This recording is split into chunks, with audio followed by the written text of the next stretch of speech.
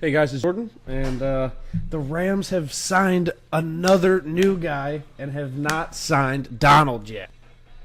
Ugh. Speaking of the Rams, Todd Gurley got paid. Just gonna say your name. Wow, I'm way off. Sorry. Now say your own. Yeah. And this is Luke Adams. Hey guys, it's Pat. For some reason, a couple of rapists think that they need a new trial. And we are. The Sandlot. Wow. We gotta do that again. Come on. And we are the Sandlot Crew. Cue the music.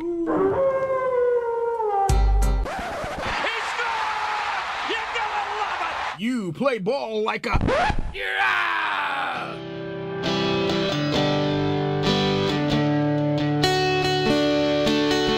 Take a picture trick, I'm on a boat, bitch. Drinking Santana sham, cause it's so crisp. I got my swim trunks and my... Okay. Yeah. Okay. Let's hear about this. So, I guess I'll start things off since Pat. I had the bit of a shocking news there. So, Larry Nassar, the Michigan State University team doctor, the girls gymnastic team And Olympic team. that raped Over 200. over 200 girls, Yeah, it was. is demanding a new judge and a whole new trial. Now, serious? that's not the only former rapist that decides they want a new trial and that it's appealing their convictions. Brock Turner, the swimmer from Stanford, Oh, yeah. apparently says he needs a new trial and that he wasn't intending to rape the girl, even though there was multiple witnesses that were there that saw him in the act. When did all of a sudden these rapists just say, "Hey, I think I'm not a piece of crap," and yet all of a sudden now they think they can get another case? And Larry Nassar got what he deserved, in all honesty. Yeah. The judge even said he'd get his ass kicked in prison, and sure enough, he got it. Brock Turner just needs to die. Did you watch the ESPYs? I'll never forget the quote from Brock Turner's dad, and said that he hoped the judge went easy on him because he didn't want to live with a conviction the rest of his life or something like that. I'm like, who gives a fuck? Like, really? It's a. You did that to yourself. What was the other phrase that he said? What was the other phrase his dad said? That his son shouldn't be punished for trying to have about just a couple minutes of fun. Get out of here. Or something like we you all do some fucking stupid me? stuff at teen. Yeah, we all do dumb shit at 19. We don't rape. Did you guys watch the ESPYs I did at a all? bunch of not yet, but I've done bunch of dumb shit when I was 19. We all Never did. once did I rape We a girl. all did. Never once did I rape a girl. No. That is beyond Never. approach. That is beyond crap. Where his dad comes off as saying this, and I guess it's almost the millennial talk coming out of him, basically. This entitlement, he deserves 15 minutes of fun. That's what you want to call rape? Okay, get the fuck out of here. No, these girls were saying they came out at the ESPYs, which is the sports awards, and they closed out the show, and all 200 girls were there up on stage. I've seen that clip. That was amazing. Yeah, did you hear their speech? What's a Ali Reisman? Ali Raceman, yeah. Reisman, when she was going on about the times that it was brought to Michigan State's attention what Larry Nassar was doing, it was like it started in like 2006, 2009, and 2000. Then it was 2000 again in 2011, 13. It was like 15. She named 16, and like different times. And I think the girls that were there were just I want to say I hate to say a fraction of probably who did get that did unfortunate run-ins. The piece of shit that Nassar is, and it just he was in such a prominent role, and they trusted him, and it's fucked. The girl Exactly. There's no other way to say it. Then, in all honesty, Michigan State should be held responsible. Should be partly held responsible for letting someone like Nassar that much access to those girls. Yeah, the girls were saying that he would come to their hotel room late at night and help them do these stretches because he told them this is going to make you better. This is going to make you feel better.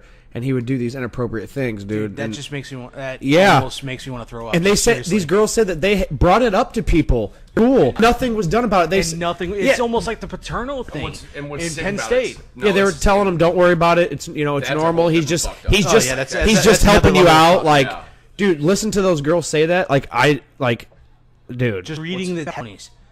Just Oh made my me God! throw up. Every girl was bawling their eyes out in court while they were reading their thing. Some of them weren't. Some And the dad that actually that tried to go after him in the middle of the courtroom. That's what I was saying. Oh my God, that would have been me. Yeah. yeah, that'd have been me And too. they wouldn't have stopped me. Yeah. In all honesty, I don't. You That guys know. Video, no, that video, the bailiffs had a smirk on their face because they really kind of want to let him go. Yeah. But you knew he was going to get it in prison. Yeah. You knew he was going to Yeah. get it. Did they And he say, got it. What did they say? What exactly? What happened to him in prison? No, it said he just got jumped. Shit. Yeah, whatever he got. And I'm pretty sure that he's got more stuff that they're not going to put in words. Yeah, and Like he I probably got guarantee raped you- himself. I guarantee you, he's got a lot more coming. Oh yeah. Well, but what I'm Nasser, pretty sure he's in segregation because they have to separate those people because once it happens once, it's going to keep happening. Yeah. And they're gonna have to separate him. I mean, Yeah. that's how he's gonna be in or whatever it's called, segregation, solitary confinement when there's only those type of people in there. And he says 175 years is too long of a sentence. No, in all. You should get the death penalty, honestly. No, the death penalty is too good for a piece of crap. Let him rot. Yeah, True. Let him True, rot. true. Exactly where he belongs, in a fucking penitentiary. And no, he shouldn't be segregated. He should be allowed with the general population, getting his ass handed to him on a daily basis. If out there, he'll eventually get killed. That's Yeah. It's really kind of I'm not gonna go into naming names, but it's kind of fucked up with prison. There's like a code of conduct, guys are in there that have killed other people. Like if you touch women and kids, it's just like all bets are off. Oh yeah, And the sheriffs will tell the other inmates, hey, especially if it was like a very messed up situation. Yeah. That I have been, I have some cases and that their dads would tell us stories that when they were in the prison cells and whatever that they would hear, and that they would tell these inmates, hey, this guy raped like 7 women and killed them. Have you get Dylan here and get Dylan back on and tell us some interesting stories he's probably heard. Yeah, I bet he's heard some nice, not nice stories, but some crazy stories. And then the whole Brock Turner thing, like the fact that it's not even just his dad too. His dad saying that he shouldn't have a rape conviction when he never intended to. Never intended to. So much substantial evidence of the fact that he did rape that woman, and it wasn't there was nothing was consensual. I mean, was it him and another girl? Was it him and another girl? Yeah. Or him and another guy? No, it was just him. It was just him. It was just him committing in it. a back. It was behind a bar in a Yeah. back alley. She's Yeah. passed out drunk, and Yeah. he's drunk. Or Behind a he's, dumpster or something like yeah. that. And it took 2 Swedish students or something along those lines Ryan that found Bikes or him. some shit, right? Yeah, and the one said that he threw up when he saw what was going on. Yeah, that's unreal. Like, good fucking Christ! What kind How of long a? was he in jail for?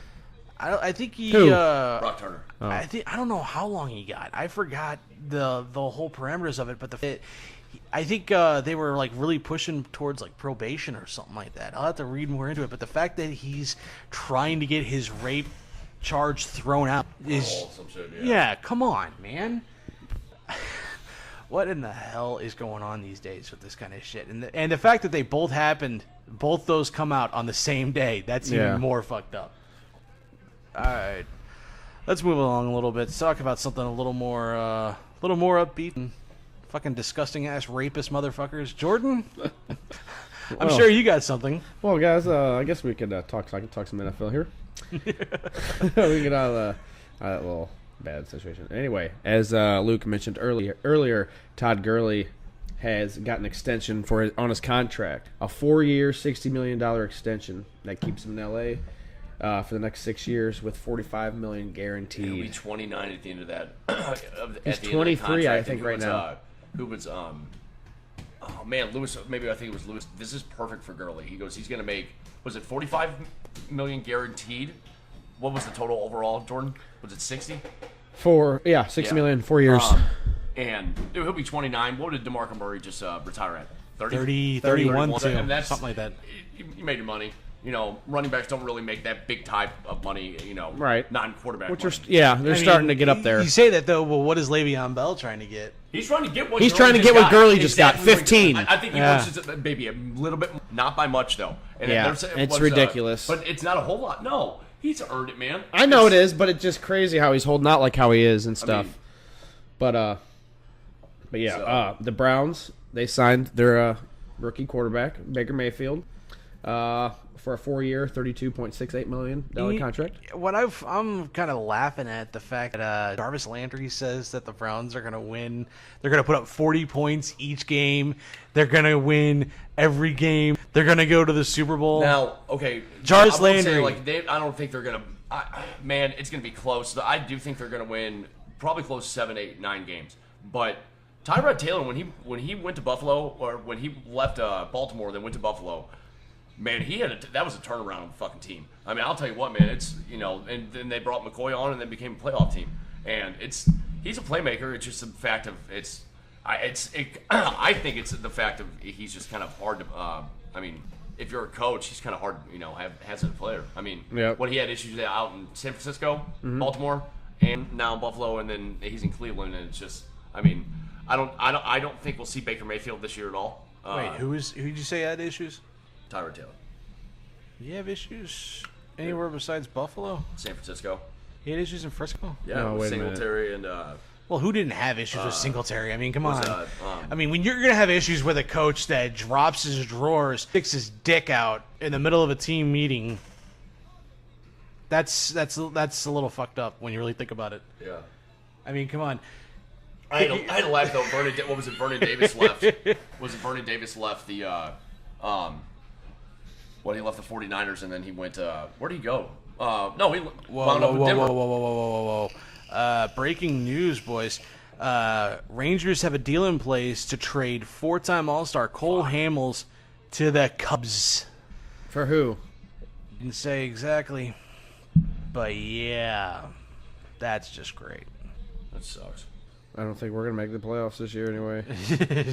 No, I don't think so either. But What was your first clue on that one, Jordan? well, hey, We're getting off traffic. We're getting off topic. Jordan, you definitely got some more NFL news. Yeah. I know you do. Hey, Browns are continuing to sign people. They're actually looking at those free agent quarterback Adam Jones, hard hitting.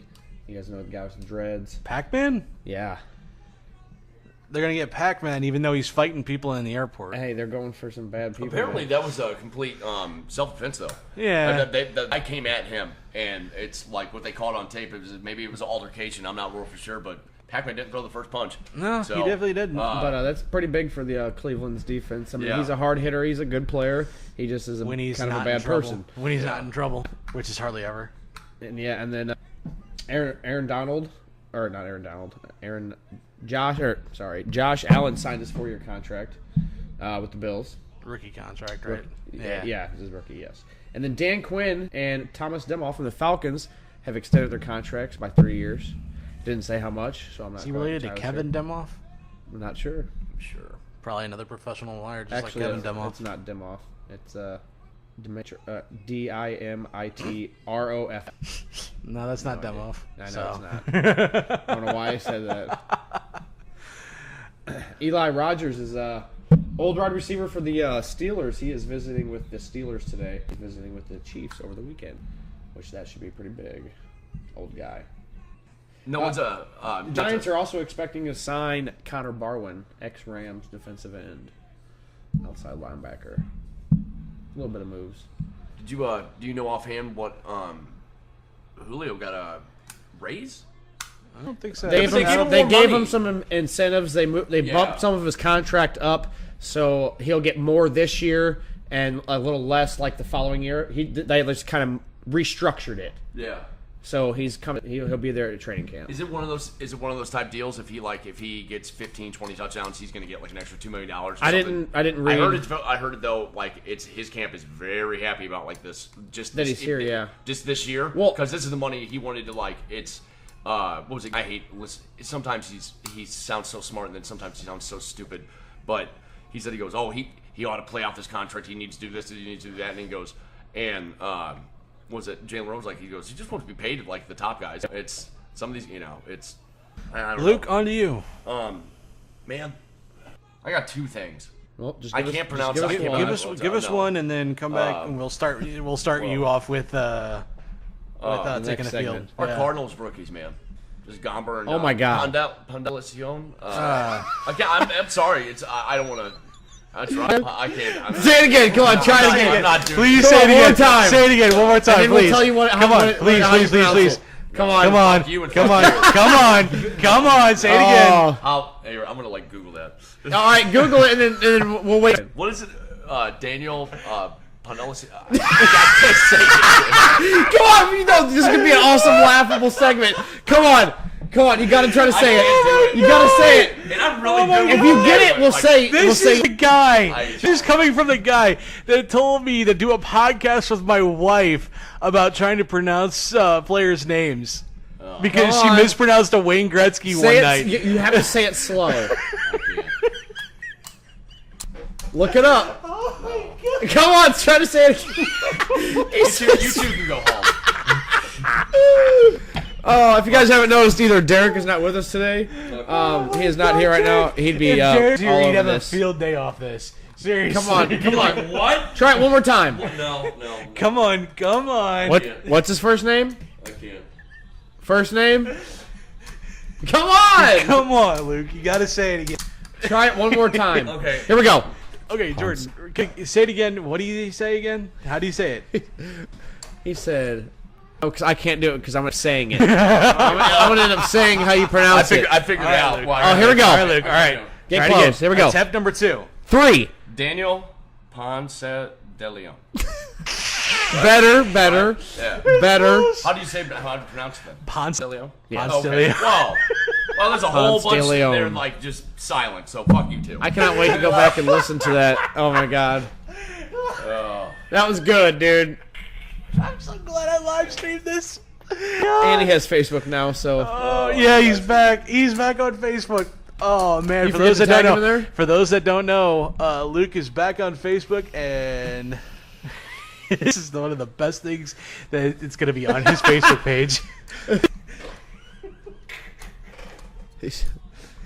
Oh man, that was good. That was priceless. All right, All right, so come back. continue with So our 2 rookies back our 2 to rookies. back. Jesus. Let's Near- go. Well, near I just thought it was pretty damn cool. It was got the update and saying he was going Daniel P. I'm not gonna say. I was gonna wait for you to say it again. How do you say it, Luke? Ponce de Leon. But what was it? He had 117 pitches in the 8th. Yeah, Like, No, seventh. the 7th. He bottom, got he okay. got Yeah, through 7 1 out. innings of no hit ball, yeah. and then the bullpen blew it, of course. Yeah. Dude, I was end up going in a Gom- 1-run Gom- game, and But it seemed like Gomber had like more of the kind of like lights out. Really, make it really swing and miss. More, I mean, Ponce de Leon, he wasn't I doing like the bad. way he throws. Yeah. Ponce de Leon. I He love the just way he needs- throws the ball. He needs something other than fastball changeup because that's all he was throwing the whole day. I mean, it worked, It worked. It was- It worked, was but something see so what insane. can he do it a but second he had a time, lot of though? 3-2 counts as well. That's why, obviously, by the And then he walked Joey Votto at least 3 times. So well, yeah. I mean, you don't want him hitting the ball though. no. You know what? That's one guy I would love to have on this Oh my team. God, I know. Put Carpenter on third. You put Joey Votto, and you put Matt Carpenter lead off, and you put Joey Votto second. Dude, that's 2 Dude, people forget, amazing lefties that people know forget the years how to that, run the plate. the years that Pujols won MVP here in St. Louis. That Votto was number 2. Like a lot of them, I'm pretty sure every single he won here. Oh yeah, almost every time. And I just thought that was pretty cool. Man, it's. And then to touch on the kind of the Mizalek thing, I really wanted to talk about that. Like So that. this is taking the this is okay. segment 2. Okay. All right. Well, it's just. So taking I'm sorry. the field, we're going to talk about Mozeliak. All right.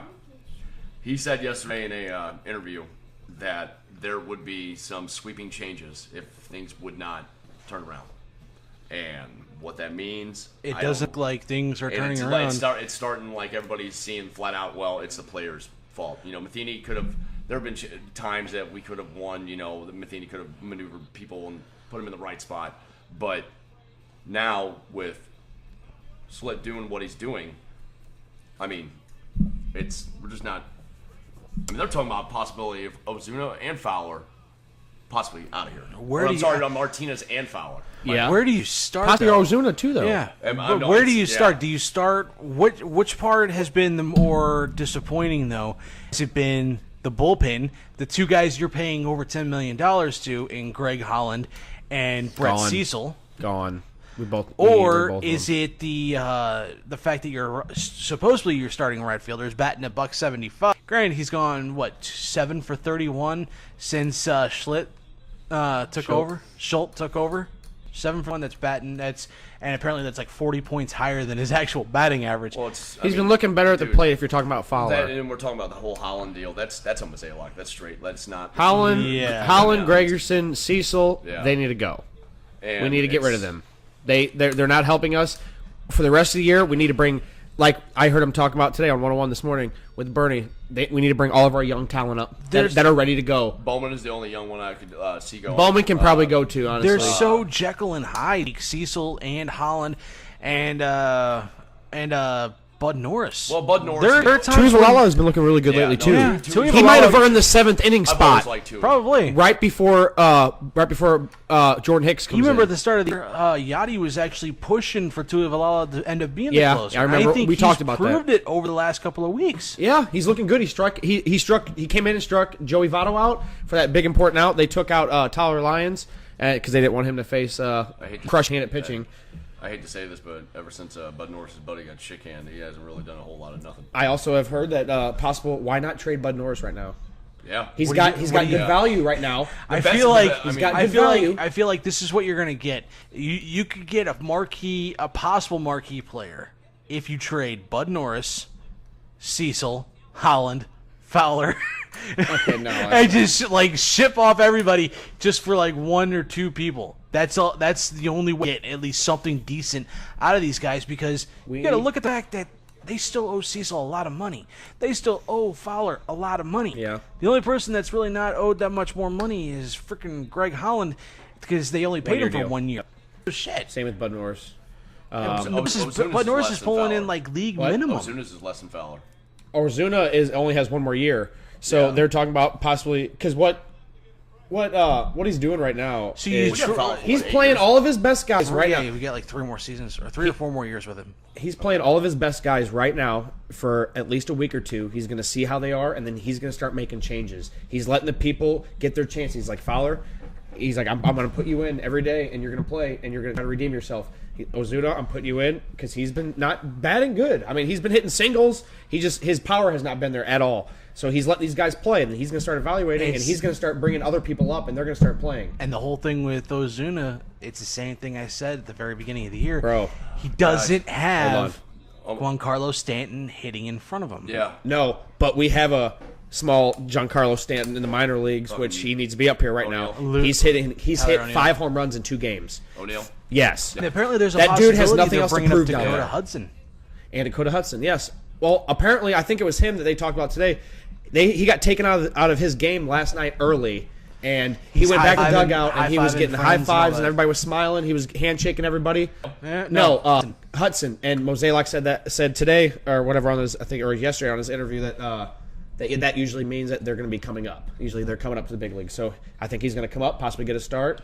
And they said Martinez is scheduled for, which means Dakota Hudson could come out of the bullpen. yeah, but he could be pitching for somebody as well. But like one of our guys that just pitched, our rookies, they could be possibly going in the bullpen. Why not put one of them in there? I mean, we need help. We need help. Coming in like long, You're- like but- dude, have him being able to come in for an inning or 2 and then have somebody be more of a Yeah. setup guy. Like with Gant, he's kind of doing We these don't- real we don't have relieves anything- every dude, now we and don't then. like our Cardinals bullpen doesn't have a traditional anything like jack shit. Our guy, we don't have a long relief. No, we don't do have a closer. Dude, we don't even have a Randy Choate like a specialist. We have like, a Jordan Hicks. Jordan Jordan Hicks Hicks is like Okay. he's the only one that you Yeah. consider a specialist. Yeah. But even him, he's hit and miss sometimes. He is, and he's been giving up runs his past outings. He is the fastest documented fastball this year. Yeah. 105.1. But what the Cardinals have been also talking about, they need a solid, everyday, controlled infielder. Yeah. We need a third baseman. Yeah, flat out. That's why everybody was like, there was a lot of people pushing for Moustakas? Machado. Maybe. Yeah, dude, Moose is not going to be. We need, and there's not. What is Josh Donaldson play? He plays outfield, don't he? Who? Third base. Third base. Donaldson, third Yeah. base. I think He's well, they said hit- on he's ESPN, hurt a lot, though. Well, not ESPN, but on Twitter, somebody posted something about Cardinals are interested in Josh Donaldson, but they haven't reached out to talk to the Blue Jays yet. Like, it's just they're in talks. But like, that's fucking. Why in the hell would you report that? Like, it's just it doesn't make any sense. And the thing with Donaldson, though, is that he's hurt a lot more Yeah. times than he's out on the field. JD the same way, especially with man, but he's tearing it up with Boston. Hey, Holy Goldschmidt's a shit. free agent next year. Dude, Goldschmidt's gonna be Is he expensive. outfield? First No, base. first base. But he's strictly. Put first Carpenter base. over at third. Just saying. For right now, and hey, and another thing, Matt Carpenter, guys. Matt Carpenter His OPS is gonna over be the weekend, buddy. the day after our podcast, they had a 5-game series with the Cubs, and they lost that series 3-2. But Oh man. Carpenter hit 5 home runs, I believe, or set. What was it? Was it 5 home runs? 6 home runs in 6 games, or 7 games or something like that. He tied Mark McGuire's record or whatever. He has 25 home runs. I think he has as much as Machado. This year he only had 24 home runs. Tied with Judge. Yeah. Machado. Judge. Yeah. Oh, Yeah. well, who's I know where you're going. leading the league? Judge, I don't- Carpenter. No. Carpenter's It's, not leading. But anyway, JD Martinez. they're saying that Carpenter right now is possibly in the top 5 for MVP, right? Just as of right now. Good. That's crazy. I'll take He it. has been on a 2-month tear, boys. If this is what it takes to get the... Huh? It's the salsa. Yes. shit. If this Dude. is the lone bright spot for the Cardinals in the entire season, I'll take it. Matt Carpenter is just on fire at this point. What really sucks is that our starting pitching is the third or second best in the NL right now. Our starting rotation as of like Ian And our Whip and all that. bullpen is probably dead last. Yeah, they're like 29th or whatever. And like our offense is terrible, but you would think with Molina batting second and getting on base, hitting home runs, getting a couple doubles every now and then, Matt Carpenter tearing it, that you think it would take some pressure off Ozuna and like Munoz, he's been hitting the ball like crazy too. But it just, I don't understand. You would I don't know why Ozuna's not going. Is he not comfortable here? Like, is he not getting along with people in the locker room? Well, yeah. Apparently, It's that's been something. 4 That's months. something that's come up too. Apparently, Ozuna's not exactly the nicest person in the locker room. And when you already got a Fink in Bud Norris, you already have everybody having issues with Dexter Fowler not doing a damn thing, and apparently he's not talking to management. Yeah, they're getting along. Well, this is when Matheny was still. Oh, well, yeah, okay then. Yeah. And now Apparently, yeah. Ozuna apparently is a fucking dick. Really? Yeah. I haven't heard anything like that yet. Apparently, the report's coming out saying that Ozuna is kind of a prick. Scott rolling. So- They're assholes too. So no, I'm not. No, I wouldn't put Ozuna up there with those two. But and it's kind of funny that he doesn't have Stanton in front of anymore. Man, Christian Yelich tearing it up at Milwaukee. No, He is yeah. tearing it We got up. the wrong We outfielder. did, and it was more of a. I mean, I liked Yelich. I would have rather Yeah. have went Yelich just because he looked wouldn't more mind athletic. Yelich. He looked more athletic. Is he lefty, right? Yeah. Well, I mean, you need left-handed batters, man. I mean, because if you think about it, there's not a lot of left-handed pitchers anymore. You know what I mean? Like, you barely see any left-handed starters. You know what I mean? There's barely any. You know, it's just, I don't We know. have like Cole Hamels and what was it? Paul Hamels is left-handed? Yeah. Yeah. Oh, Chris Sale. damn. Chris Sale. And Kershaw. No, Kershaw. No. I know what you mean though. Is he lefty-handed? Yeah. Kershaw? Yeah. yeah. Yeah, that's what I was saying. Yeah, one but of the best but lefty- Scherzer. Come on, Is Verlander- Baumgartner left-handed? Yeah. No. Yeah. Sure. Yeah, because Matt he has Bum's that, lefty. He Yeah. has that crazy Yeah, but- wide. Matt Bum is a lefty. Who is it? Keuchel or Kluber that's lefty? Keuchel, I think. Okay. Keuchel. Keuchel from Astros. Kluber's from the Indians. I think Kluber might be. Kluber's a righty. Well, one of the two is a lefty. I want to say it's Keuchel, but he's hell of like. Either really- way, No, I'm just either saying, way, well, they're no, playing. I'm They're just- not in St. Louis. I know, I hear you, but you just think when power pitchers, I think like Scherzer, Verlander. I mean, I just fuck. You know what? Like, you know what I hate to actually admit is that like Matt Harvey's actually turned his like season around with the Reds. I know it's not, And like, they're the talking greatest- about shipping him. And they're talking about shipping him. I'm like to get the shit out of him, but and then we're worried about trying to make a wild card spot, then we got the Pirates that have won like 12 or 13 in a row now. 12. I think, yeah. And we're falling further and further behind. Yeah, It's in all honesty, I think the next person to go has got to be Mo. Like, I feel like at this point, the DeWitts just need to practically just scrap the season. Pat's not wrong. And just start over from I'm gonna tell you, 2019. I'm gonna tell you straight up, like, this is I understand that we could blame the past couple seasons on Matheny, but at You the can same blame time, everything but at on the same Matheny time, from man, 2012 on. Shelby Miller's big contract, Alan Craig's big, and we had what was it? I wouldn't necessarily say they're big contracts. Well, they got paid millions of dollars, and I understand they were worth it when they were here, but then they go somewhere else, and then they just we shipped them off because it was horrible. It was a whole investment. I wouldn't necessarily Alan say Craig went that. straight to like Paul Tuckett in Boston. Because that was Boston. He was doing good when he was here. He was one of the reasons why we won 2011. I don't know. The next in line, not Mo. The next person or people in line are the players.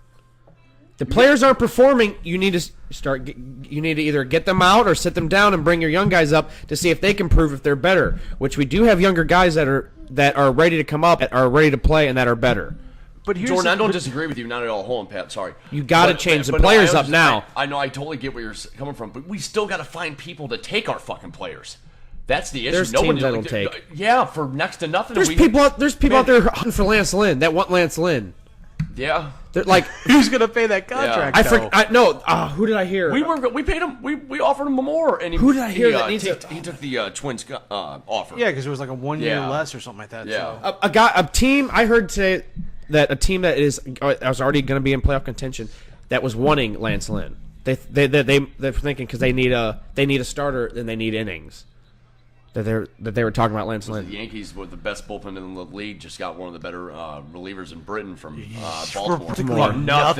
For practically nothing. Minor leaguers. We were trying to get Britton all off season. That was part of the deal that we were going to get to bring Machado to St. Louis. But no. Machado goes to the Dodgers, Britton goes to New York, and Baltimore pretty much mails it in the rest of the year. Because they're not doing a damn thing without Machado. They're not going to do a damn thing with and the whole thing with Crush Davis too. That's still dumbfounding. How he's just been so horrible. Man, that reminds me like 2 seasons ago, we were trying to get him. 50. Yeah, because the year prior, we were wanting to get him in the worst way. Well, man, it was like 3 or 4 years in a row. He hit like 30, 40, 50 home runs. I mean, it was. I remember the one time he got popped for the amphetamine. He was taking Adderall or something without a prescription, and it's whatever. But nonetheless, it's. I mean, after that, though, he just kind of he just went downhill. I mean, I don't think he's really hit over Mendoza line, and he's hitting like $125 right now. I hear you. He's hit worse than Fowler. Yeah. I think I mentioned this last week. There's a bar in Baltimore that offers free shots anytime Crush Davis gets a hit. Just a hit. That tells you how bad of a season he's having. Did you guys hear about the Padres? Now what? Okay, on my way home. The Padres are selling tickets for 5 home wins. Okay, 5 home wins, $99. They're not getting anybody to come. Nobody's at their stadium. So nobody ever wants to go to you pay $99. You get 5 home games, or you get 5 games at home, but they have to be wins. If it's not a win, then you get to come. You get to keep coming until you hit 5 wins. So they think. It was funny because Randy Carricker's like, what's going to happen is the Blues in the early 2000s. What's going to happen is there's going to be mid 2000s. What's going to happen is they said that they're going to have guys there that are going to be cheering for them to lose. They're coming back. That $99, 5 games. That's $20 a game. That's worth it. No, what was it? And this is just unheard of. What was it last year with Milwaukee? And they didn't have a season Patel 12 or 16 ounce Miller Lights, Miller Lights on Tuesday and Thursdays. For $1 or $2. Yeah. That's a fucking deal. Holy shit, when a beer in St. Louis is $9 and you get to go to the ball game and get drunk off $20. That's huge. That is huge. I mean, I've been there. I've spent hundreds of dollars. No offense, Luke, but spoken like a true alcoholic. I'm just saying. Right. Okay, you and your wife go get 5 or 6 beers apiece. Well, $100, man. I mean, it gets up there. Can't really do that. No, you said they were $1 or $2, and No, you I said remember you 'cause they spend were- $20 no, bucks and you'd be no, good. it was, That's like because that's like 10, they had 15 beers. They, I think they we're didn't getting have okay. a whole lot of. Back to the whole San Diego. No, Oh, yeah. I'm sorry. On the sports, I remember they showed it on SportsCenter that there was people in the front row that moved down so much and they were buying so much beer that they were making pyramids, and it was right there behind the home plate. Oh my and they God. would sit there and the ball hit it one time and it like splashed right. There was a it's game. epic. You know, okay, there was a game with for Cleveland last year. It was like a Thursday night game. The upper deck was completely. There was like nobody in the upper deck, and they actually this guy on man. He's drunk off his ass, and he's he's ingesting an entire thing of popcorn, like it's one of those huge Mondo bags of popcorn, and it's just like he's so slovenly drunk, he's just like letting all the crumbs and shit just get all over his face and everything. That's what that would like seem like would happen. In all honesty, You just think that they're gonna have people start to cheer for them to lose. Like if they're losing, they're gonna cheer because that means they got to come back for the next game. But I don't know. I mean, that would sound. They were saying St. Louis, there was no chance in hell that would ever happen. They're just desperate for people to come. They're trying to get people to come out, and yeah.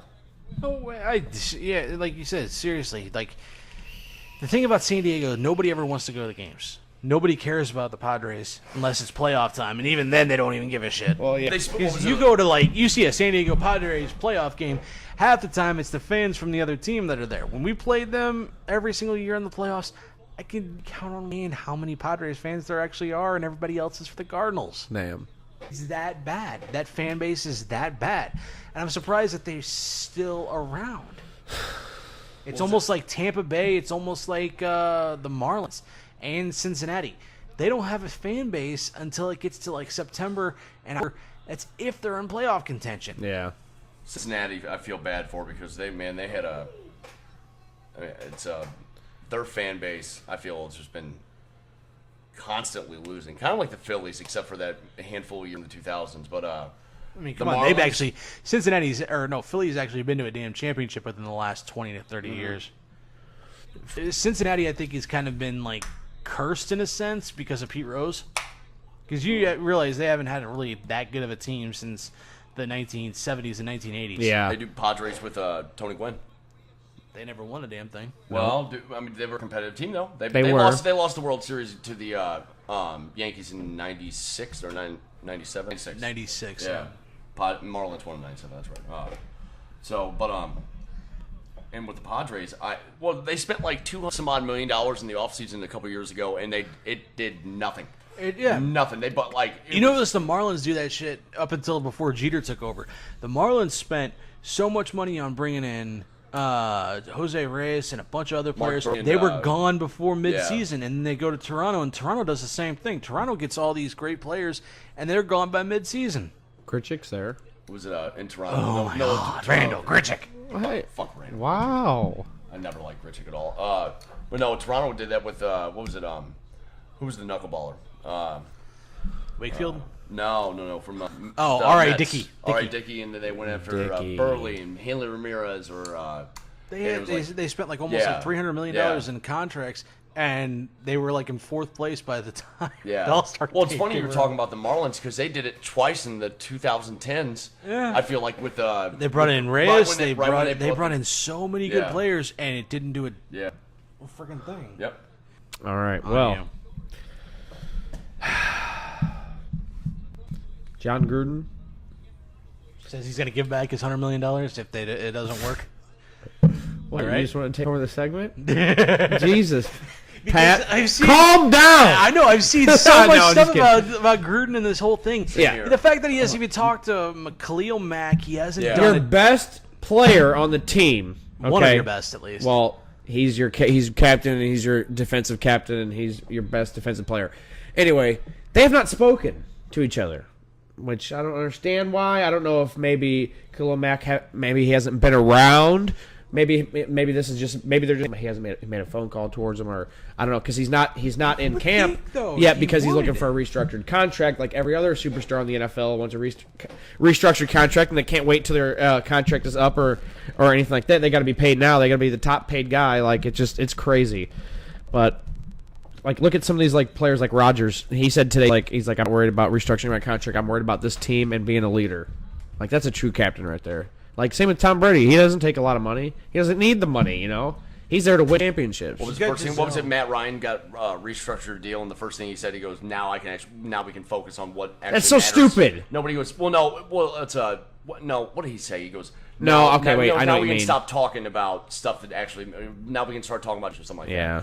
that." And but no, I feel like Matt Ryan and the Falcons have like a really good chance of coming out of the NFC against the Eagles, but that's not what we're talking about. That might be hard. I did read somewhere to add to your thing. Yeah.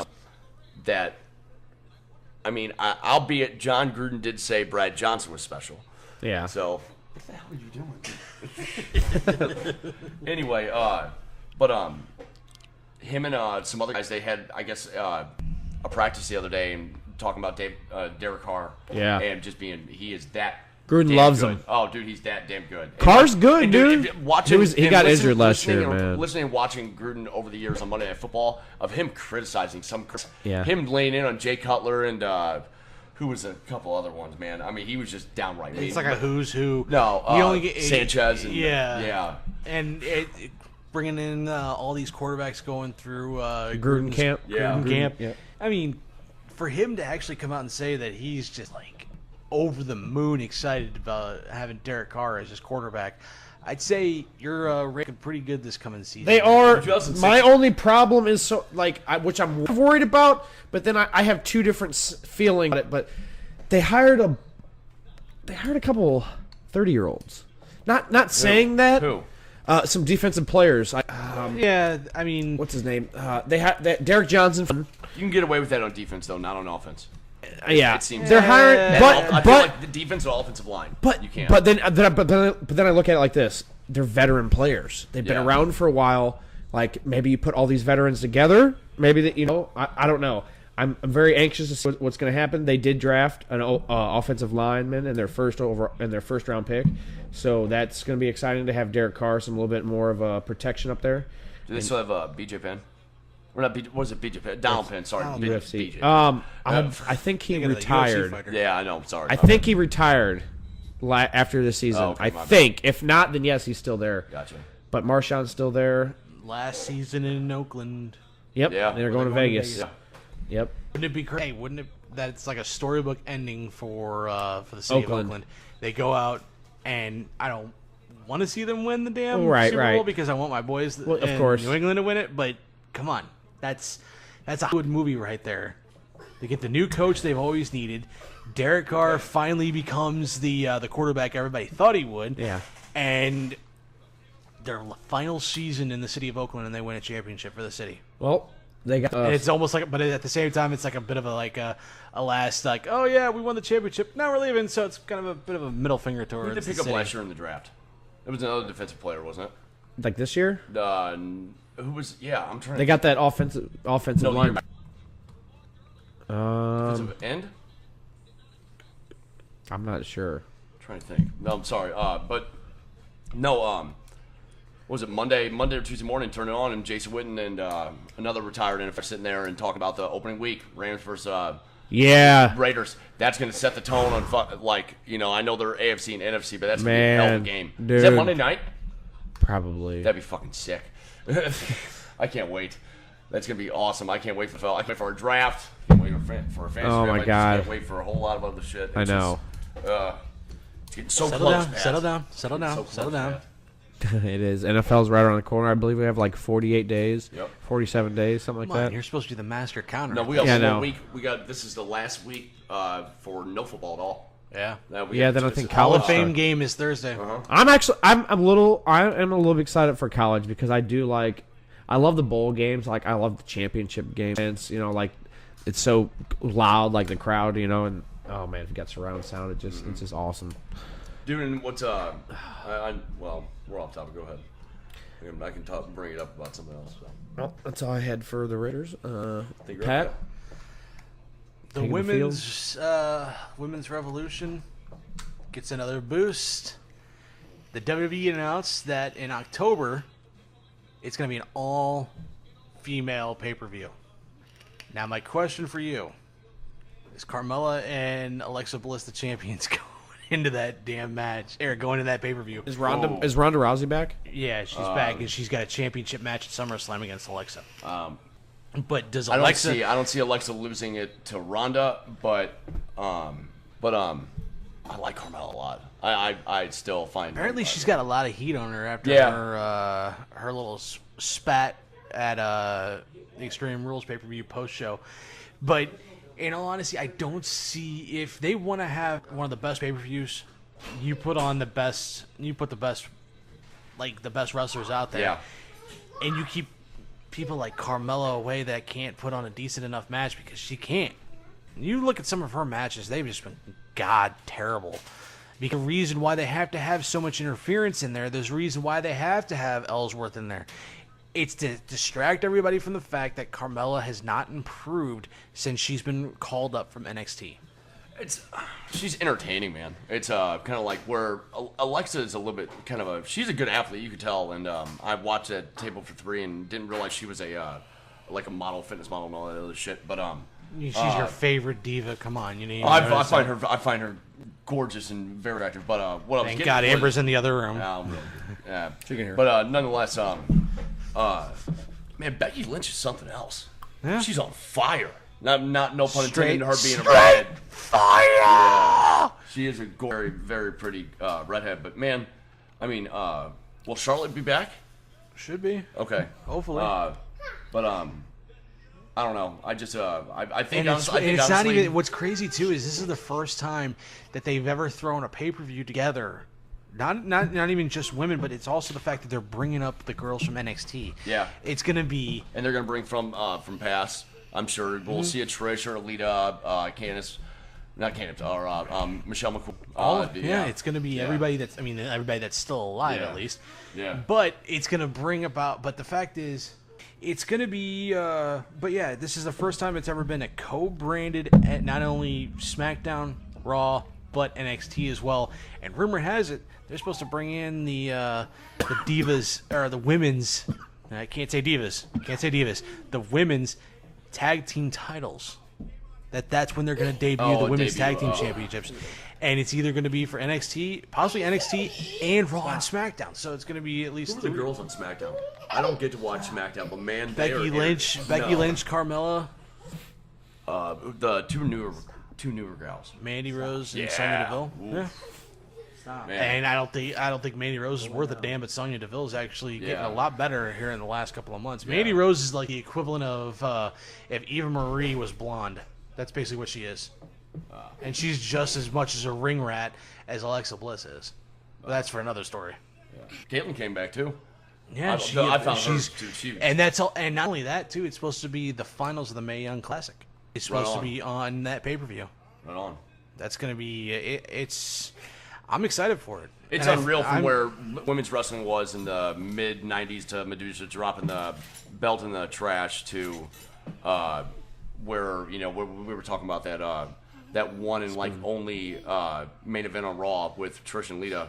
Two diva pillow fights, 30-second matches. Yeah, like Stephanie said on Monday. Yeah. It's basically they went from being 30-second matches to afterthought matches to main event. Not only some of the Raw and SmackDown pay-per-views. I mean, the next step from this has got to be the main event of WrestleMania. No, I understand because they main evented the Royal Rumble. Yeah, the women's 30 woman Royal match was the main event of Rumble this past year. Yeah. So the next step's got to be either SummerSlam or Mania. After this. It's going to be fun. I mean, it's kind of and there's just so much competition. I mean, like there's so many more girls that are good than there are bad now. Yeah. Where it used to not be, you had your Alicia Foxes and you had the Bellas. I mean, you had all these girls. You used to have all these girls that couldn't put on a decent enough match if they had Triple H, Killer Ski, and Ric Flair helping them. They still wouldn't be able to put on a decent enough match. I mean, not to say that they were bad athletes. They just couldn't figure out the product. Kelly was one of them. Alicia Fox was another. Alicia's gotten better over the years, though. Alicia's better than where she used to be. And then but now the talent pool is just so deep for the women on all three rosters. How happy do you think Natty is? Oh, Natty's beyond the moon. Natty. It'd be interesting if Natty actually gets a championship match at the pay-per-view. Yeah. I think if they want to put on one of the best match possibly for the entire night, Ronda versus Natty. That'd be a good match. Yeah.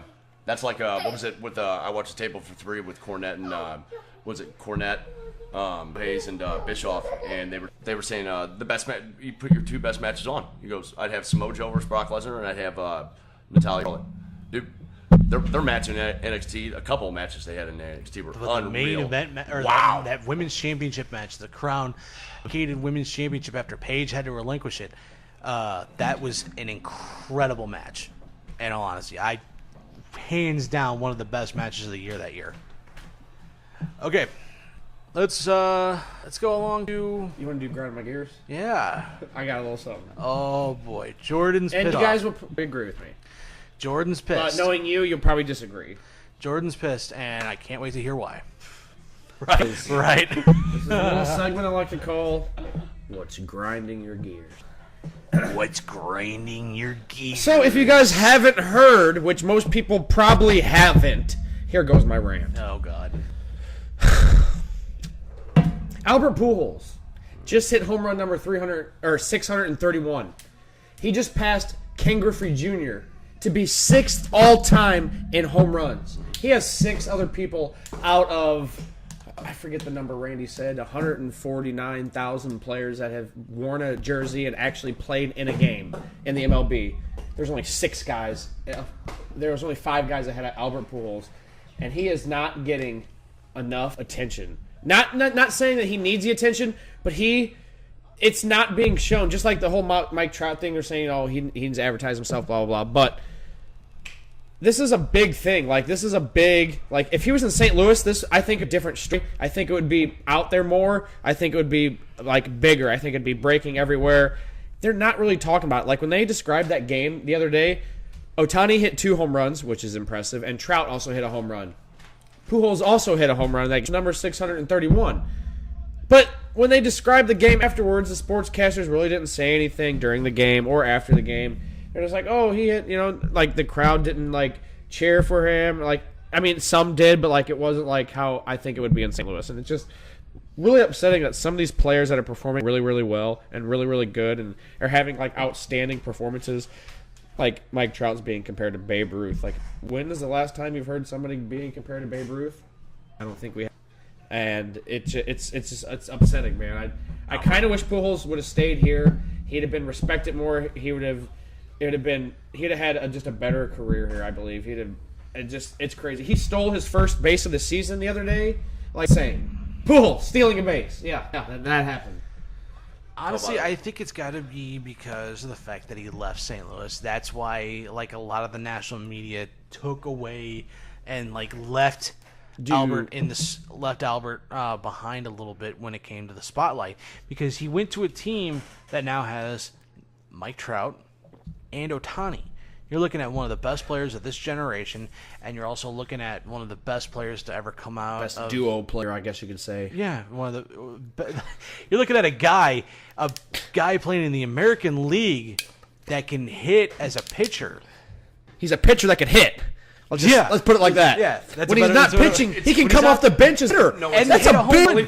That's huge. The only thing I can think of in comparison, but it's not the same, obviously, is Bo Jackson. Oh my being God. able to run the ball and be able to still play baseball. He was a machine. He made the Pro Bowl and All-Star team here in both leagues. That's crazy. And Ohtani is taking it a step further with baseball.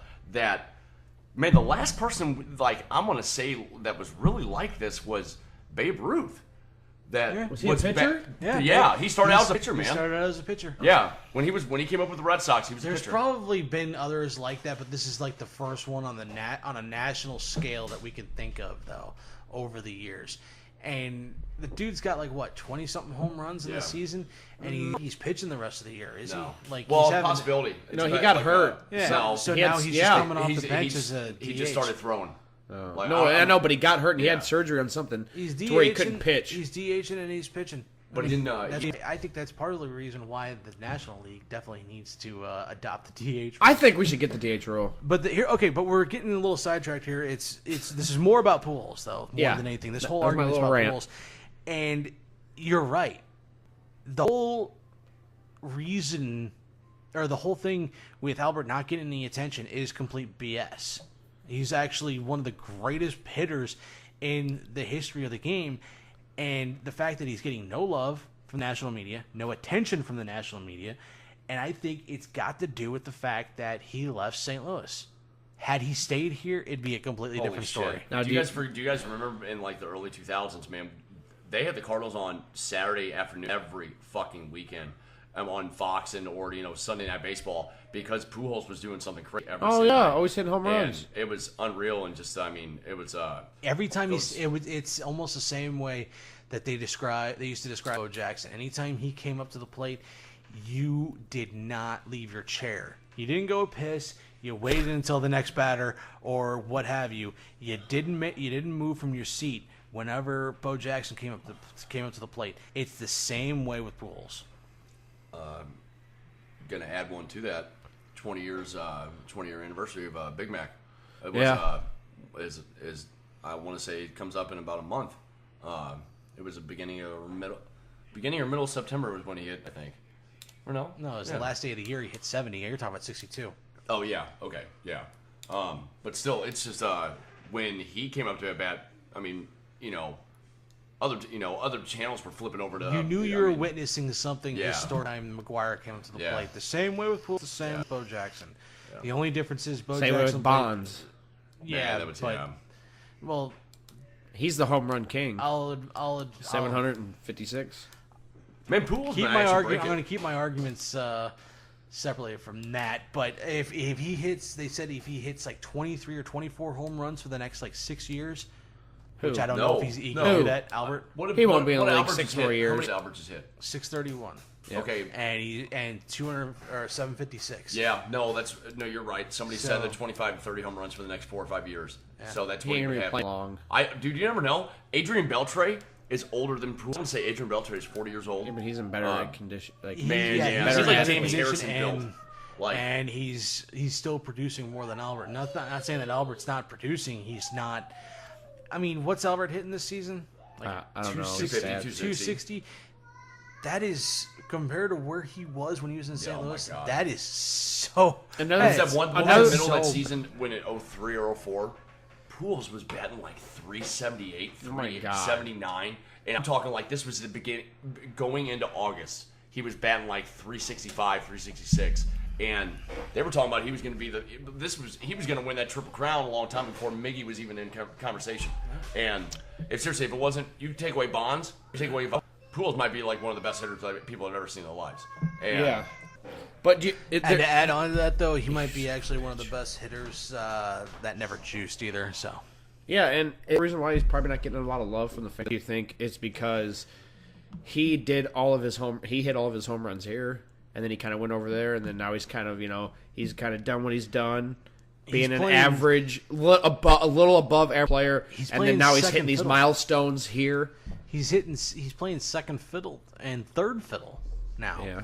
Because he's not the star. Right. Trout's the star. Ohtani's the star. Their star is shining brighter than Albert's. Well, yeah. He would have stayed in St. Louis, he'd still be the star in St. Louis no matter what he was doing. There's no Answer me this. Stan Musial will be number 2. Answer me this right now. Would he be a better team right on the team? Fuck yes. Yeah. What about defensively? Defensively, Albert won a lot of Gold Gloves at first, man. Yeah, but he was breaking down. Here's the thing. When's the last time you can remember in the last couple of seasons Yachty was able to pick anybody off first? Nobody tries anymore. Yeah. Because Billy Hamilton's the only one who really steals bases, man. I mean, you got Harrison Bader and stuff. Nobody tries to steal second, but then again, but I'm talking about the throw to first. Rare though. When Albert was still here, it was happening a lot more than everybody realizes, and then it happened a little bit with Big City, and then Martinez, he does not have the glove, and he doesn't have the defensive skills to be able to pull like that off. Carpenter does. Carpenter's a good first baseman. Yeah, but I think Pujols' defense was very, very underrated. I mean, he was damn good. He was good because we had him at first and we had Roland at third. He scooped. He's a big boy, dude. Like our corners were always saved, and we just had a chant. Like no, I think with Pujols though, his contract's coming up. I want to say it's next year or the year after. No way. Yeah, dude, he signed for 10 years in 2011. Okay. He signed that in 2011. I don't know. Okay. Well, still, say maybe even 3 years. Would you be open arms to letting Pujols come back? Fucking, I'd have not after retire 3 years. To retire a Cardinal, maybe. Yeah, but not to come back and play. I mean, yeah, let him come back and play, but he's not going to be an everyday player, and depends on what he's going to be asking for and what we're going to give him. You give him anything over $25 million a season, no, thank you. You give him maybe like a $10 million a year. Yeah, that's a lot better. I would say maybe 5 to 10, maybe 10 to 15, if maybe Coming if back as a depending hitting- on how hitting the last coach. season. You Depending let on him how that play last every season couple. went. You give him a couple days off. Let him play every couple of days. He gets more and more further up on the Dude, I look home at it run like list him. and the RBI list Make him and the stuff like hitting that. If I look at it like him, no, I seen that. I thought that was kind of cool about the possibility of Molina player coach type deal, which I think it would work. But man, we see players like Giambi and Tommy and Frank Thomas and just some of these big David Ortiz. Even though Ortiz walked out away on top, holy shit, 9 home runs and walked away. Just about. Yeah, I mean that's unreal. And you're like, okay, I'm done. And All right. sorry, it's Do you guys have a grind on my gears? Yes, I do. Yeah. Oh boy, it's a gym issue that I'm having here recently. When I'm at the gym, I focus. Mm-hmm. I'm fucking Focus. I'm in the zone. What was that about? I'm in the zone. Like, I'm working my ass off trying to stay motivated and trying to keep going, especially when I'm doing cardio. I mean, Jesus Christ. It's one thing for someone to come up and talk to you doing lifts and stuff like that. You're in the middle, you're taking breaks in between your sets.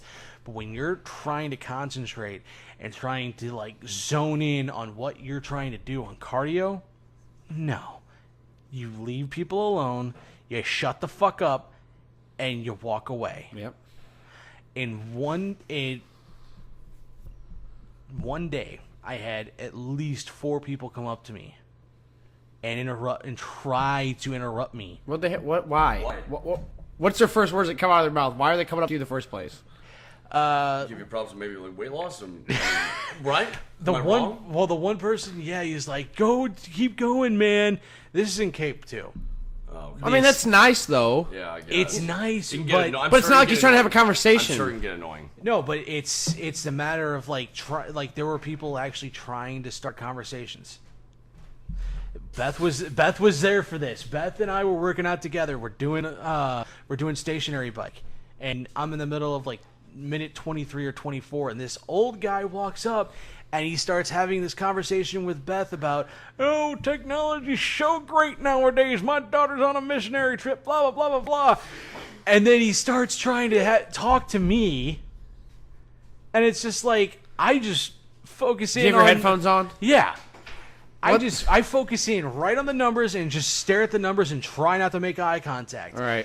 40 minutes later, I'm on minute 35 of elliptical. I'm almost done trying to go a full 40 minutes on the elliptical without having to take a break, and he just wants to come up and try to start talking to me. I barely and just do not look at him. I'd be like, excuse me, sir, I'm trying to work out. Can you please stop talking to me? I don't understand why people, and Beth even said, oh, it's their old people. It's their way. They don't get to talk to people all that much. It's just they're trying to be friendly. This is their only human contact for the day. I don't care. Right. When someone is working out and someone is trying to focus, you leave them the fuck alone. That is one of my biggest pet peeves. I got an idea. When I started actually lifting weights when I was 13, 14 years old, and when I started I just go down because we had a personal gym and I was doing what he was doing. I found out real early he's in the middle of a set. I'm trying to talk to him, and it's like, and I figured out after a set or two, and I'm trying to talk to him while he's doing it. He ain't fucking talking to me, and I knew damn well. And he'd give me a look eventually, and I'm just like, yeah, you don't, it's like the old additive, like you don't go or a girl at the gym you found attractive, you don't go walk up to her in the middle of a set. You wait until she's going to her next machine. So I'm like, okay. You were one of them creepy guys that used to hit on chicks at the gym and stuff like that, weren't you? Yeah. You're the guy that's doing lunges in the corner and just sitting there trying to make awkward eye contact with chicks, weren't you? You know what? I was about to actually give you a compliment on 40 minutes on the elliptical. You know what? Go fuck yourself. Yeah, here's what you do when you guys are. If Beth's there with you, get on the ends. All right, and you sit on the last one. That way, nobody can sit next to you. Make her sit. If she's like, oh well, okay. No. These are just being nice. Let her sit on the end seat. No, that's like one thing at the end of a booth. Like so, you don't have to deal with people. That's one thing I'm not a fan of is like actually sitting next to somebody or like doing a workout next to somebody. Yeah, and doing the same machine because I'm like constantly screen watching and just seeing how fast they're going. What their time is and how I need to catch up with them because I feel like they're looking at me and just like, he sucks, man. No, he's not dude, everybody's different, dude.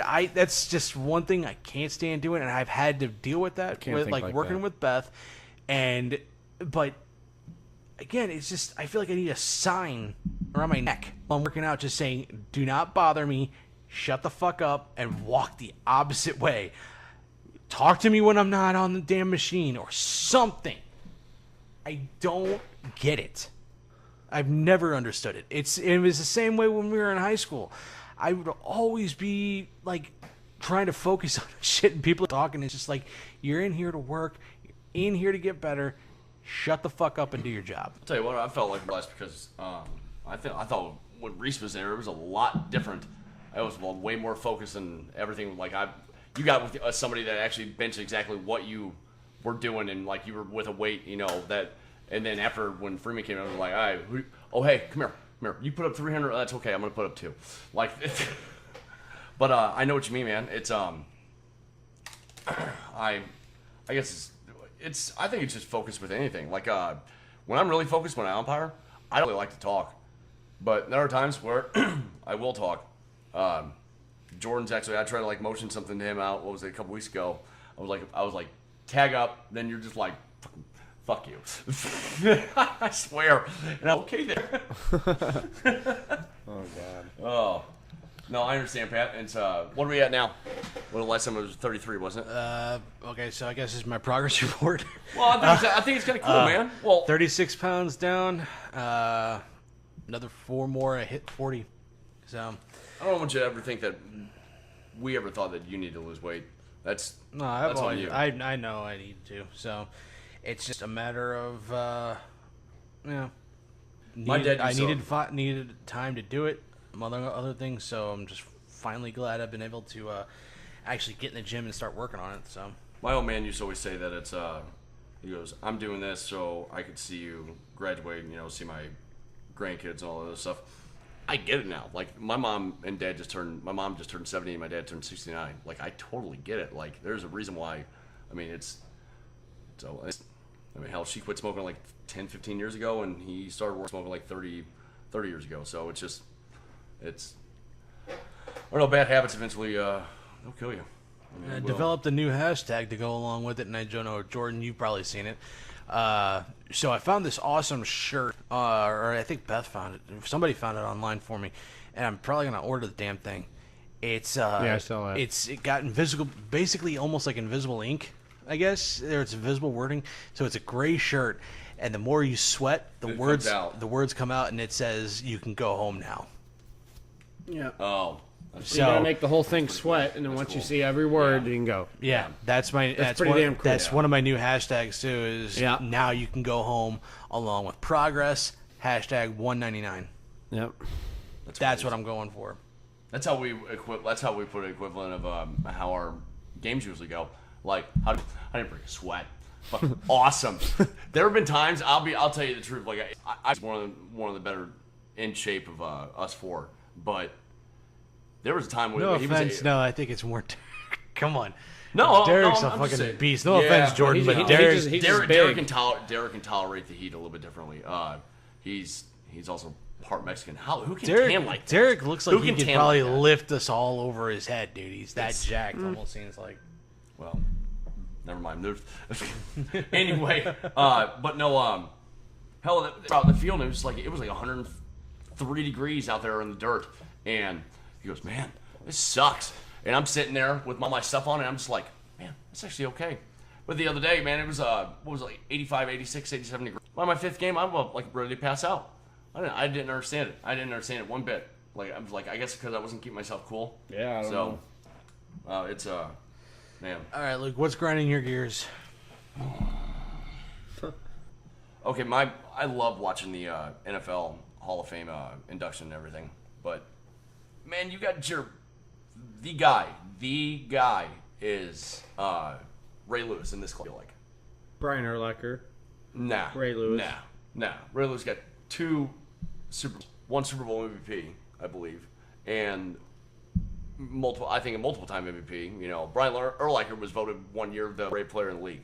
I mean, so it's just. I'm just saying, which he redeemed himself. He turned himself. I mean, he had a Hall of Fame career. I can't.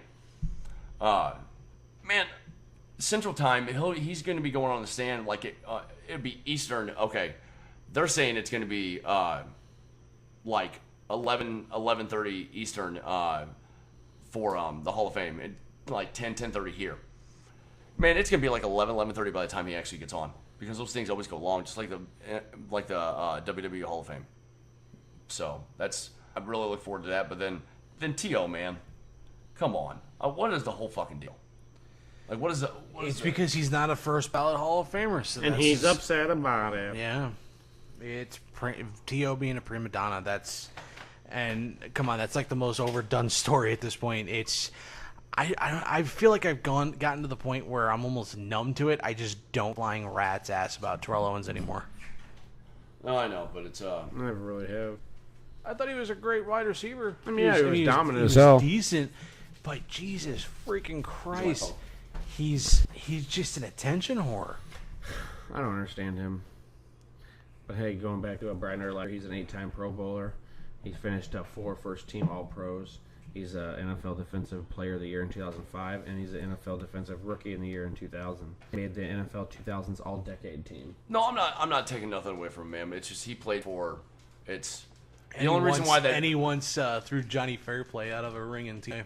Really? Yeah, he was. Off topic, about Angela Williams is in Impact. Yeah. I did not. That's cool. Yeah. That's pretty neat. No, he literally once showed up for to hang out with like Dusty Rhodes one night and got called out by the Jackal. What's his name? Cyrus. Yeah, Cyrus calls him out, and he ends up picking up Johnny Fairplay and literally bench presses him out the ring. It's hilarious. But then, this is a small little tidbit. I'm sure that I want to hear from a Pats fan. I'm sure it grinds your gears that Gronkowski is down swimming with sharks and stingrays and shit, where same way Steve Irwin died. But it's I don't know. If I was a Pats fan, I'd be really pissed off with everything. I mean, he filmed that show a while back, so it's not. So he's obviously fine, but still. I totally want to hang out with Gronk, by the way. I think that'd be the funnest thing in the world. I think you'd lose IQ points if you did. Man, it just seems so fun. But Luke, I don't think that's a problem. I know, right? All right. Did you guys hear about Des Bryant? Yeah, The fact that possible he- Browns. Or retirement. Yeah. Browns should just sign him. Just to do it. What is he? Why isn't he signed? Because he wants a long-term deal and he wants to prove that he can go still, and nobody wants to sign him. You know, another grinding my gears is the Dallas Cowboys. I watched this video earlier of these guys at Ezekiel Elliott autograph thing, and they said he would autograph 2 items, but the item had to be the merchant, like their merchandise, whatever. And this one guy, he bought like a VIP ticket. It was like $1,000, and he brought like 2 things with him that like what they said it was, and it was Cowboys merchandise, you know. But I guess it wasn't like the ones that they were selling. I guess what you had to do, and they waited in line for like 2 hours, like an hour and a half to 2 hours, and they got denied him signing it and stuff. Like, dude, like, Real stupid. I'll never forget the. Fan Appreciation Day in 03, and you had to pay an extra $15 to get a picture with picture, signature, and the signature on whatever had to be the stuff that was in the stadium. Yeah. And that's and it was like, dude, after it was all said and done, it was like an extra like $40 to get a signature from Pujols or a picture of Pujols, Renfree, Edmonds, or all. And it's just kind of like, it's something big stars do that, and it's just, I don't know. Yeah. Cowboys. All right, coolest thing we've seen on the internet this week? Yeah, just really kind of, you'll understand this, man. One of the coolest podcasts I've listened to in the past week, 2 weeks, is 83 Weeks. Eric Bischoff and Conrad. Was it Hey Conrad from Some with him and Pritchard? And it is cool as hell, and to go in depth about like all the stuff you used to, like really picking Bischoff's brain about like what was going on, how much did it cost, all that other stuff. Like, Did you watch the Table for Three between? Oh, I watched. Yes, yeah. That was interesting as hell. I didn't know Pritchard and him were like best friends. Which Pritchard yeah. and Bischoff. Yeah. Once that's once they because he used to produce them in 03 or something like that. Yeah. Like So, but I think that was probably one of my the coolest things, because I think Conrad's a very like intelligent guy, and so is Bischoff, and he gets a bad rap. I always liked Eric Bischoff. So Sleazy E. Easy E. Sleazy E. You Sleazy E too. Jordan? Coolest thing you see on the internet? Well, I have something from the All-Star game that came out on Instagram Live. Justin Verlander predicted Aaron Judge's home run. That was amazing. Yeah. Holy crap. Homer. Hey, I'm good at it, too. I got a feeling. I didn't just say it because it's you. Go deep. That's Justin Verlander telling Judge before his at-bat that he's going to hit a homer. What'd you say? I told him he's going to hit a homer. Why'd you tell me I was going to hit one? Because I didn't feel it for you. He said a lot. He said, "Why didn't you tell me I was going to hit one?" He's like, "I didn't feel like you were going to hit one." And then here's his at-bat. Oh, I called it. Let's go. That was awesome. Let's go. Hey, calling it, dog. It's documented. I got it. It's got to be one of the best calls of all time. Okay. The whole time. I had to play that. Okay, if that was okay, I changed mine. I have to, because I was telling Jordan about this when Josh Hader first appearance in Milwaukee, and he's going in apologizing for what he said and everything, and all the black pitchers start standing slowly all stand behind him, like they got his back. People say stupid shit, and I'm gonna assume them doing that, like this guy's never actually shown that type of being in a sense a bigot or racist or anything, because it was more than just race. It was sexuality and everything. He was just kind of just being a dumbass kid, and we all do stupid stuff. I'd hate to see my very first Facebook and what I said. So Yeah. But anyway, I actually had another thing. This It's funny. Oakland Athletic fan catches 2 consecutive foul balls. That was cool. That's I love crazy. I heard about it. I didn't see it though. 2 consecutive pitches, 2 consecutive foul balls. He went nuts. Cool. That was pretty damn cool. Well, now you can't even look because you don't even have a original Facebook anymore. So, Nope. yep. No, that's not my original Facebook. No, the other one. No, that's not the one. There was one before that Oh damn. from mid 2000s. Why are you always getting hacked? This was back when. Do you remember when people were like posting shoes and the vacuums and standing up and shit? Way What? years What? ago. Like there was a virus or something going around, and if your Facebook got hacked on it, you were like sending mass messages of like shoes or something, and remember the broom challenge and all that shit? Remember that? The broom challenge or whatever, like standing a broom upside down, I forgot what it was. This was like in 2009, 2010. That's so Yeah. long ago. It's not even funny. Yeah. So. All right. So, coolest thing I seen on the internet this week. I had a couple of things, but the most recent one I saw, Matt Riddle, apparently has been signed by WWE, and it's probably one of the biggest independent signings from the NXT brand. and I think you guys would appreciate him mainly for the fact that he's RVD-esque. As opposed to when I say RVD 420, it's amazing that he's still getting signed. He was actually one of the highly touted prospects for the UFC a few years back, but apparently fell out him, and partially because he can weed, became one of the hottest free agents in independent wrestling, and has been killing it ever since. And now apparently he's canceled all of his bookings for independent wrestlings from Pro Wrestling Guerrilla. And he was actually supposed to go to Japan and wrestle for New Japan, but now is not going. And I'd be interested to see if he actually does sign with WWE and go to NXT. I don't know. And this dude, and he's got nothing to do with Harry Potter, all right? No, I know. No. Because I tweeted this I put this out on Twitter, and Luke's like, "Oh, I think this could be my wife's new favorite wrestler. She's a Harry Potter fan." the riddle. It's just a comment. No, it's just I don't watch. I'm not a Harry Potter fan. It's just that. There's nothing wrong with Harry Potter. That's the first thing I'd say. Is a fan. No, I'm just saying. No, I've seen him, but I'm just not a real. I haven't big fan. seen him all. First thing I thought was Matthew Riddle. I was like, oh Jesus, Amber's gonna have like a favorite now. But no, that's pretty cool. Yeah, I can I ask you like a serious question? Is Cody the best non-WWE wrestler right now? One of the best. Who is the best in your opinion? Honestly, the best non-WWE / NXT signee, Okada. Is Omega a small like just a little bit behind? Yeah, I think if I had to put it out there, my top the top 5 guys that are not being currently signed by WWE, it's got to go.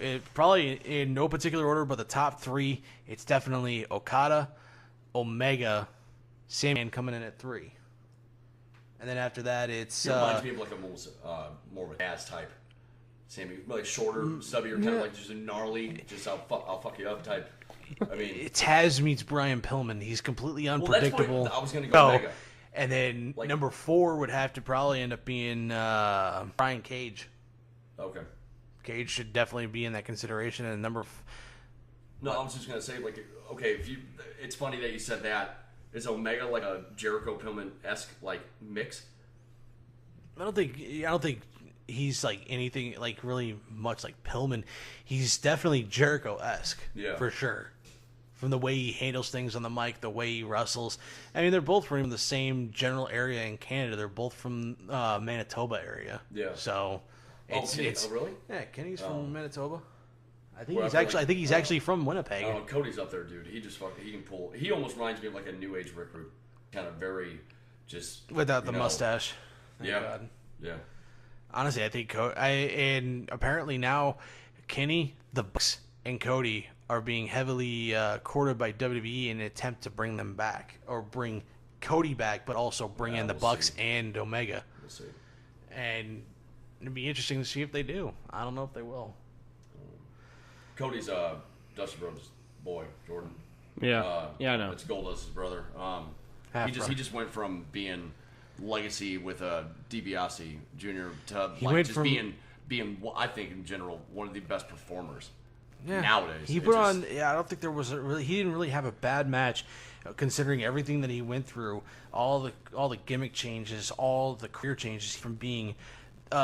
Just playing Cody Rhodes, Dusty's kid, when he was with Bob Holly, and then became Legacy with DiBiase, and then Randy Orton, to being the dashing one, to being the grotesque one, Cody Rhodes, or whatever he was. I thought it was brilliant. Yeah. I thought the bag thing was brilliant. Like, I honestly thought Cody had to be one of the top talents in the WWE for those period of years, and then started teaming with his brother, and that was even incredible what they were doing.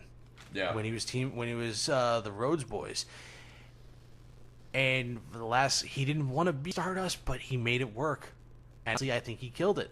Nobody could pull that off. Yeah, nobody else could have pulled that off. That could have been so much like Goldust without actually being like Goldust.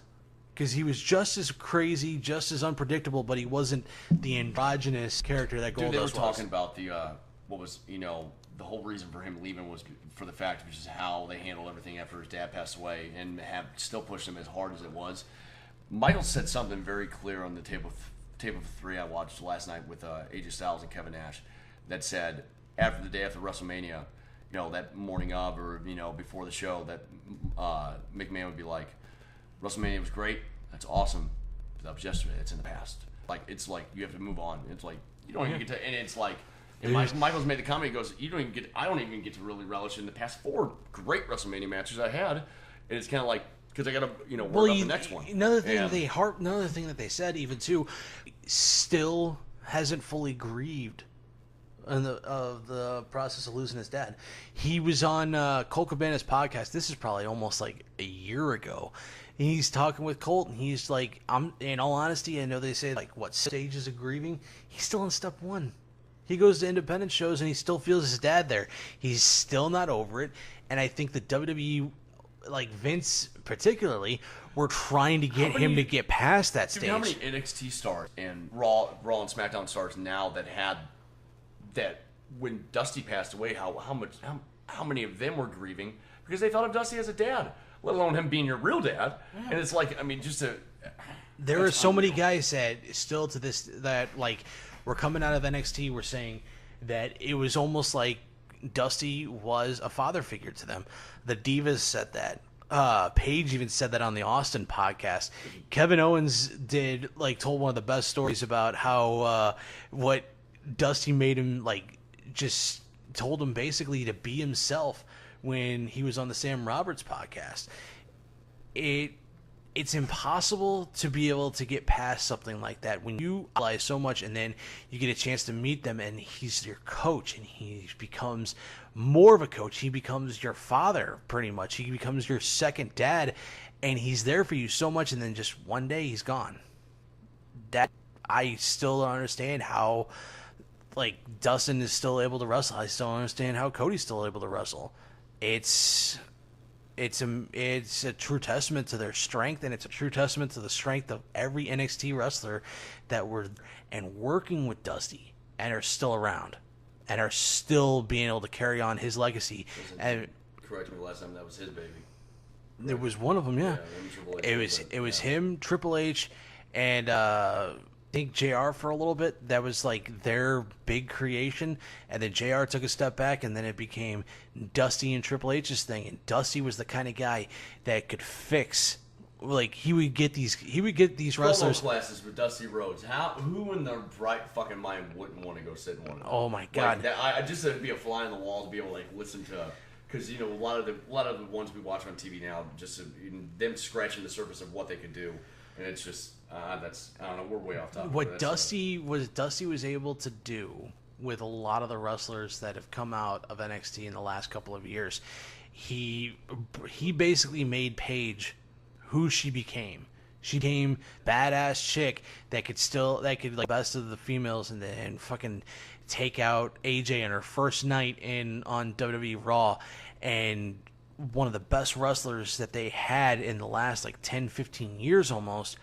It was because of Dusty. Kevin Owens, same way. He even said, I love the analogy that they used to say about Dusty was the fact that he loved his broken toys. He would get these wrestlers that had issues, whether it be promos, whether it be in-ring work, whether it be cardio, anything you could think of, and he'd be able to work with them and fix them. It didn't matter who it was. That's amazing to be able to say that, because you look at, you think of a coach. Rollins is huge on what Dusty helped him do. And Dean Ambrose too. You look at the coach. You look at coaches in other sports and stuff like that. If you're not coachable and you're not able to work, they want nothing to do with you. I remember, what was it? William Regal.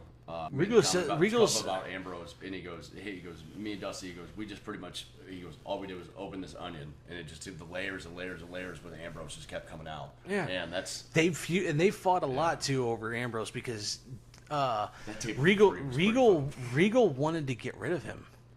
Regal actually wanted to get rid of Ambrose there for a while, but Dusty didn't want to let him do it. And Dusty even said to Triple H, this is the reason why they put the championship on Rollins to be the first one.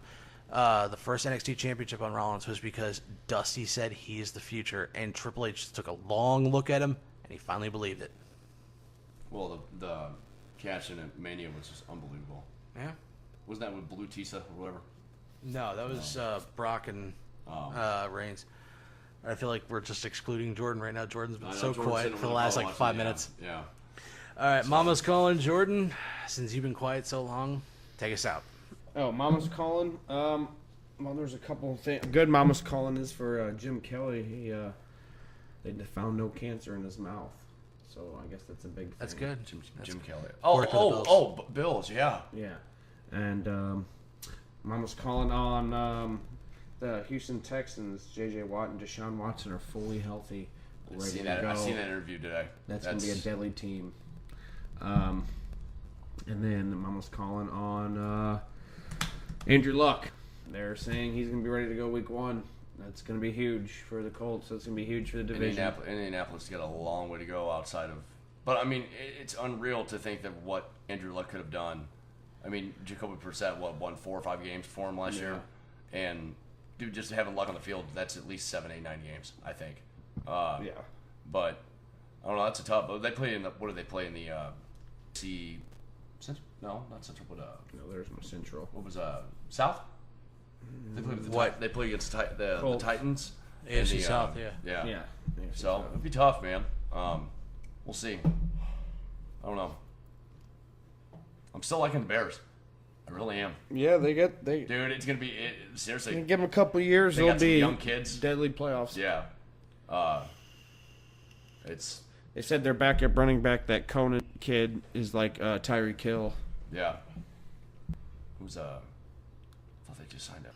I'm not gonna say because I'm at a loss right now. I'm trying to think of like 2 different teams, but I don't know. We'll see. I'm glad to have you guys over. calling. I'm actually hoping for the Blues to. I'm saying Mama's calling on any Blues fan that hates on old school retro Blues jerseys from the 90s. I saw that. If you think those are bad jerseys, you need your eyes checked. In all honesty, I would not mind having a Blues retro night because, hell, if the Ducks are bringing back their jerseys, if the fucking Coyotes are bringing back those gaudy cyber coyote jerseys, not bring back the old retro clown jerseys. Was the Islanders or the Vancouver Canucks that had the like not lime green, but like a dark green Islander? Islanders. Yeah, man, that was ugly. Almost like Vancouver Grizzly green. Yeah. And then the Canucks even had the black. black yellow, orange? No, the black, orange, and red jerseys. Yeah. It just didn't make any sense. Like, I know what the third jersey was that. Like, what the hell was that supposed to represent? That was like Pavel Bure when he was still playing in Vancouver, for Christ's sake. Man, I'm gonna tell you this. I know you're all excited about it, but there's a reason why there was a lot of people excited when the Blues went away from that crappy looking '90s jersey to the blue, yellow, and white. Remember? It's because nobody liked the red and no. It was the red. I think it was the red. I think it was. Yeah. Like, there was no point in red because we're the Blues, not red. Like there's. I mean, it wasn't like it was like a red shirt like you're wearing. It was Yeah. just like a little tint, like a little Oh, it was outlining. bright red, but it was a little line. It was though. it was outlining of that was. It wasn't that bad, and I people like make the white a big ones, deal though. about it. I didn't like the dark blue, but the white. I still have one, and it's like a size medium. I'll never fit in the damn thing. Bring it, yeah. So, Who is it? there's nobody. I didn't. The thing was, I never got like anybody on the back of a jersey until like I was like 23 or 24, and I finally got a TJ Oshie jersey. So, all right, Mama's calling Luke. Oh, Mama's calling. I seen something on Amazon Prime. Dojo Pro Wrestling. What the fuck is that? James Storm is in it. Like dude, I had seen it. I'm like, what the hell is that? Like, I'm like, is that? And they're like, it's supposed to be completely different. It's supposed to be like competition with real fighting and wrestling and all that stuff. I'm like, what? What is this like? Super or Brawl for All back in the day? I don't know. I'll pull it up before you leave though. And I was like, what the hell is this? I don't know. But I thought it was kind of cool. Elias is almost to the top 10 in the iTunes downloads. Debut at number 7. That was pretty cool. Walking with Elias. Dude, that Bourbon Street thing was actually really good. Like I actually thought it was. I pretty think Jordan needs to know what WWE really They have a stands guy. for. They have a guy right now. I know who it is. What does WWE stand for, Jordan? Walk with lies. Oh, look at him! Look at the big brains on Jordan. I know who this is. Dude, listen at Table for Three. With him and Dude, he started. He Jesse grew up James. He grew up listening to Clapton. I mean, he knows music. So, when he first debuted in NXT, he couldn't play guitar for shit though. he said he started playing at like 15 or something like that. He was horrible when he first debuted. Like he was playing sour notes, and that's like part of the reason why they never really used him on NXT that much. Huh. Well, Thanks, Luke and Amber, for hosting us, and welcome home, Amber and Luke. You still owe me money for beer. So, well, Derek, we miss you, son of a bitch. seriously. Yeah, we didn't even really mention him today. Yeah, 2 straight weeks without Derek, man. It's getting weird. I don't know. We need to laugh more. Yeah. You guys are talking about that wrestling deal. It's almost asleep. I know. Like I was looking at my phone one trying to thing- look at. It's one thing for Luke to be able to say Daniel.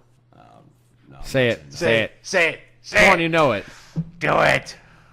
Do it. Damn it. Was it? Do it. What? Poncedo? I don't know. So awesome, dude. I love it. Hey, I swear to God. Fuck these two. A couple of weeks ago, hey, I don't know if I told you this story, Jordan. A couple of weeks ago, me and Beth were having this conversation, and she's like trying to pronounce like jerseys she's seen at the store down in Cape, and like I think she mispronounced Wayne Gretzky. Oh my god. She pronounced it like Gertzky or something like that. And I told Luke about it, and he's like, you need to write down a bunch of names and record her saying all these names is like Kovalevich and whatnot. And I'm like, yeah, sure. And he comes back and can't even pronounce Daniel Ponce de Leon. He said Ponce de Leon. Well, at least one thing hasn't changed with Derek being gone. Luke's still the butt of the jokes. Oh man, hella funny. All right, for Daniel Ponce de Leon, is that how he said it? Oh, that. Isn't that how he said it? Yeah. Whatever. All right. And then we tell him, and he's like, "Wait, Ponce de All right. Oh, Jesus. And we are Sandlot Crew. Have a good night. Flipping burgers, you can't go straight, flipping copies. Doing flips and shit. Getting everybody on web, but this ain't C word.